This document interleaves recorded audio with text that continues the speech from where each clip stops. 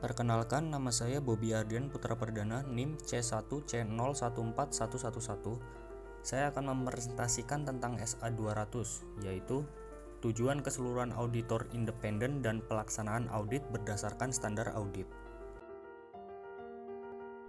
Pendahuluan. Yang pertama adalah ruang lingkup. Ruang lingkup dari SA200 ini meliputi tanggung jawab auditor, tujuan audit, serta sifat audit yang dirancang untuk mencapai tujuan audit itu sendiri. Jika diperlukan, SA dapat diadaptasi dalam penerapannya.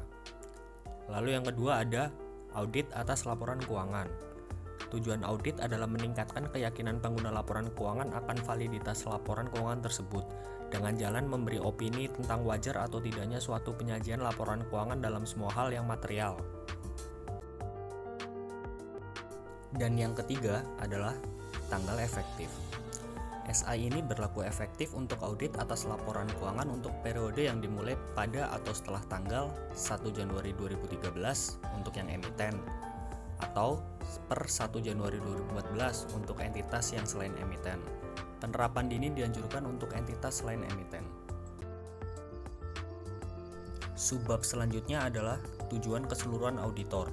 Dalam melaksanakan suatu audit atas laporan keuangan, tujuan keseluruhan auditor adalah A. Memperoleh keyakinan memadai tentang apakah laporan keuangan secara keseluruhan bebas dari kesalahan penyajian material, baik yang disebabkan oleh kecurangan maupun kesalahan. Dan yang B. Melaporkan atas laporan keuangan dan mengomunikasikannya sebagaimana ditentukan oleh SA berdasarkan temuan auditor. Subbab berikutnya adalah definisi. Untuk tujuan SA, terminologi di bawah ini memiliki arti sebagai berikut. Antara lain adalah A. Kerangkap laporan keuangan yang berlaku. Kerangkap laporan keuangan yang diterapkan oleh manajemen dan, jika relevan, pihak yang bertanggung jawab atas tata kelola dalam penyusunan laporan keuangan yang dapat diterima dari sudut pandang sifat entitas dan tujuan laporan keuangan, atau yang diharuskan oleh peraturan perundang-undangan atau regulasi. B.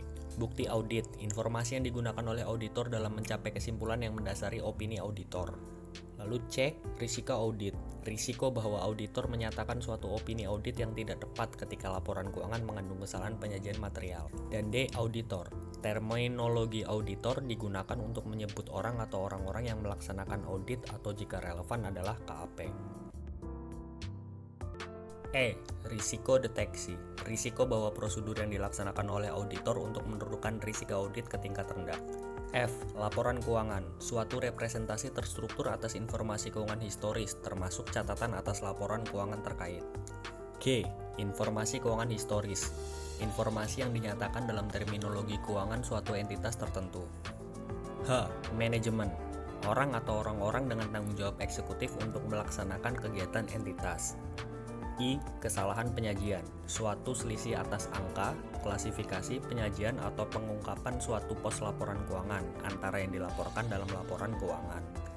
C. Premis, berkaitan dengan tanggung jawab manajemen dan, jika relevan, pihak yang bertanggung jawab atas tata kelola yang melandasi pelaksanaan suatu audit. K. Pertimbangan profesional, penerapan pelatihan, pengetahuan, dan pengalaman yang relevan dalam konteks standar audit, akuntansi, dan etika. L. Skeptisisme profesional, suatu sikap yang mencakup suatu pikiran yang selalu mempertanyakan, waspada terhadap kondisi yang dapat mengindikasikan kemungkinan kesalahan penyajian. M. Keyakinan memadai, dalam konteks suatu audit atas laporan keuangan, suatu tingkat keyakinan tinggi, tetapi bukan tingkat keyakinan yang absolut. Dan terakhir adalah N.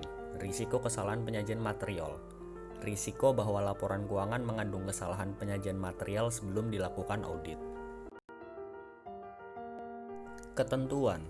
Pada subbab ini berisi tentang ketentuan etika yang berkaitan dengan audit atas laporan keuangan, lalu skeptisisme profesional, pertimbangan profesional, dan bukti audit yang cukup dan tepat serta risiko audit serta pelaksanaan audit berdasarkan standar audit.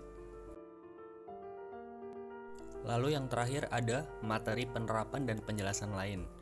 Isi dari subbab ini membahas tentang penjabaran lebih lanjut dari semua yang ada pada subbab ketentuan sebelumnya, yang sekarang menjadi terbagi 76 poin dan berbentuk A1 sampai dengan A76.